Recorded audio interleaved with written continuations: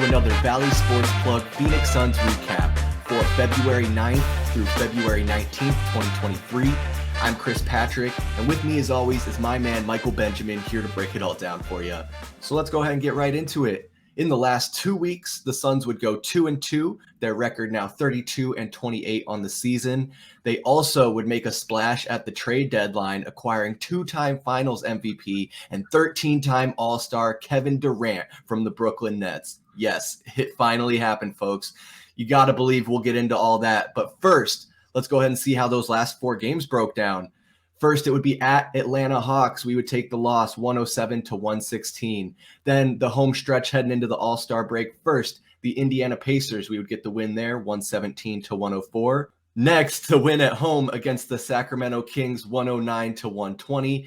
And finishing out against the LA Clippers at home, a loss, 116-107 going into the All-Star break. But now I'm going to pass it over to Mike for a deeper look at those last 4 games and the All-Star break.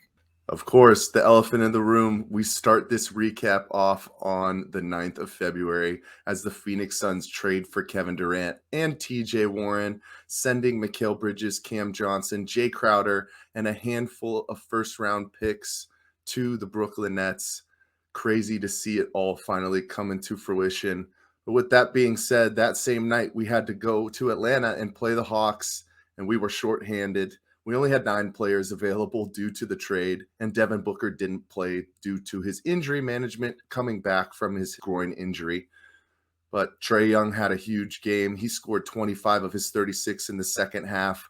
The Suns were paced by Josh Okogie and DeAndre Ayton, who both had pretty good scoring outputs, 25 and 23 respectively. But Atlanta led pretty heavily most of the game, and they led 93-75 going into the fourth. Just didn't have enough firepower to push back into that game, unfortunately. Then we went to Indiana, and the Suns led by as many as 26. They never trailed in the game, and they out-rebounded the Pacers 64-45, including 19 offensive rebounds. The Suns shot 46%. They capitalized on ball movement, had 25 assists on 43 of their baskets. And once again, nice output from Josh Okogie, 17 points. And former Pacer Torrey Craig had himself a nice game starting at the power forward position as well, racking up 11 points and 12 rebounds. Then we came back home, and it was the first time that Kevin Durant was in the building.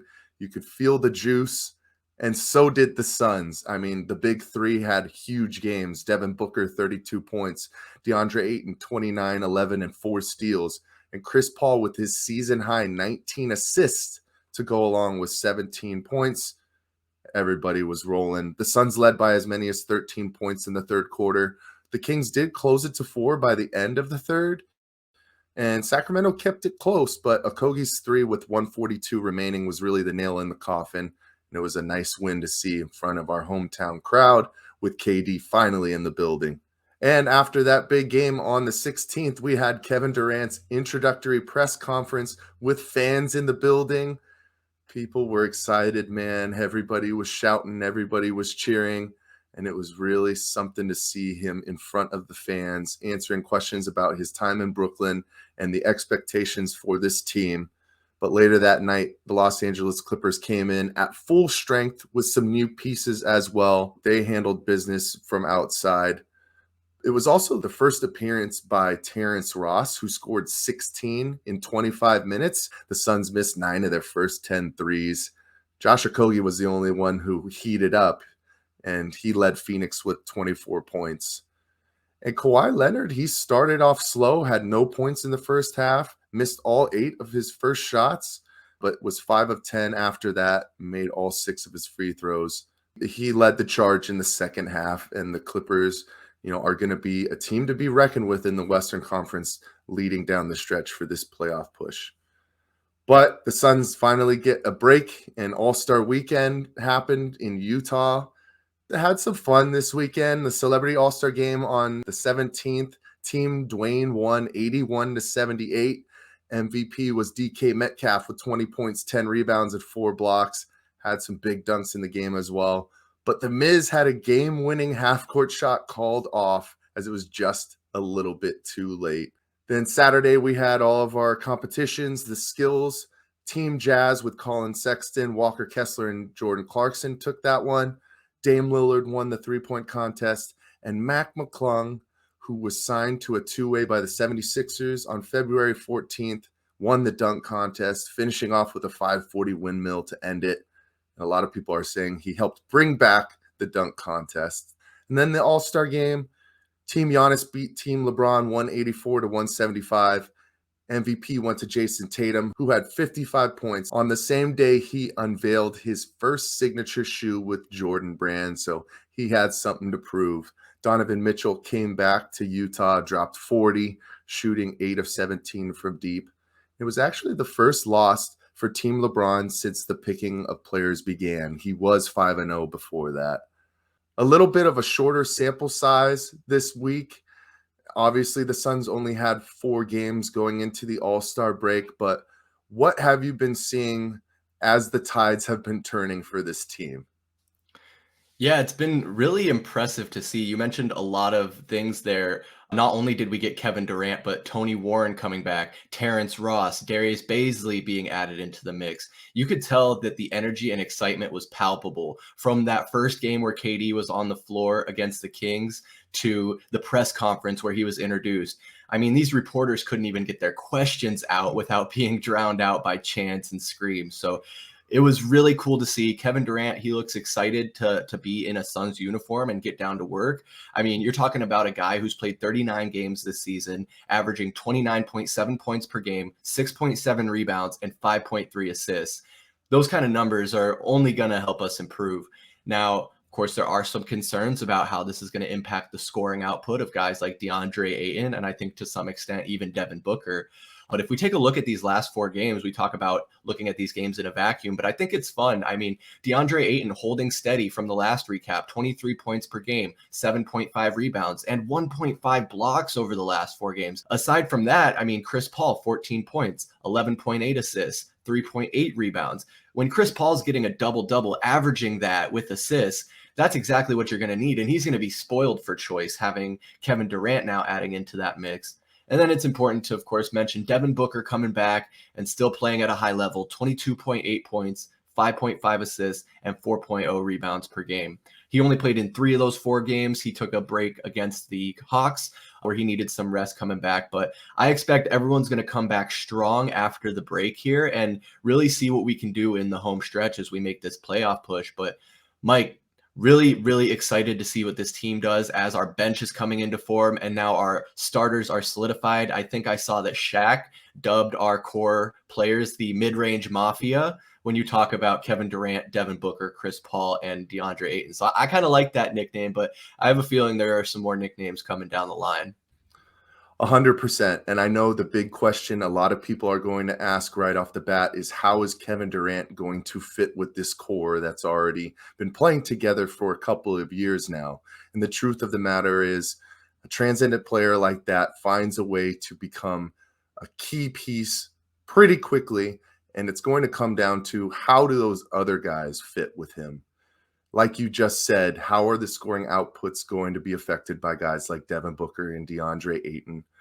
I'm not as much worried about those guys, but we have a lot of new faces coming into the fold who are probably going to be key pieces of this second unit as well with Terrence Ross and TJ Warren. How do you stagger those offensive assets? And, every new team always is going to have to take a couple of games to really figure it out and flesh out all of the bad tidings that you might need to get out. But I'm really not too worried about that. And it's going to be a fun one, Suns fans. So make sure that you're staying along for the ride. But with that being said, Chris, I got to know who is your player of the recap for this one? And this one, honestly, was pretty easy for me. He is the 5'10" guard from Michigan State, Matt Ishbia, new owner of the Phoenix Suns. He came in right as soon as it was announced, within 24, 48 hours of being on the job, got James Jones on the line. I think I even saw a story where he called Jerry Colangelo to ask him what he would do when it comes down to trading Mikal Bridges and Cam Johnson for Kevin Durant. I mean, being able to come in and pull the trigger and make a move like that, I mean, there's some people saying, was a new owner taken advantage of? But I don't think so. I mean, obviously time is going to tell, but Matt Ishbia, man, if this isn't a good sign and a good start to his tenure here as the Suns owner, then I don't know what is. I mean, this is what you want from an owner, a guy that's willing to spend, willing to make moves, and willing to take risks. I mean, we'll do the risk assessment maybe a year down the line, but for now, all indications are is that this was a good move. But Mike, I need to know who your player of the recap was. Man, I can't believe you stole Ishbia from me. The 24-hour assassin, as I like to call him, making moves that changes franchises. But I had to go with Josh Okogie.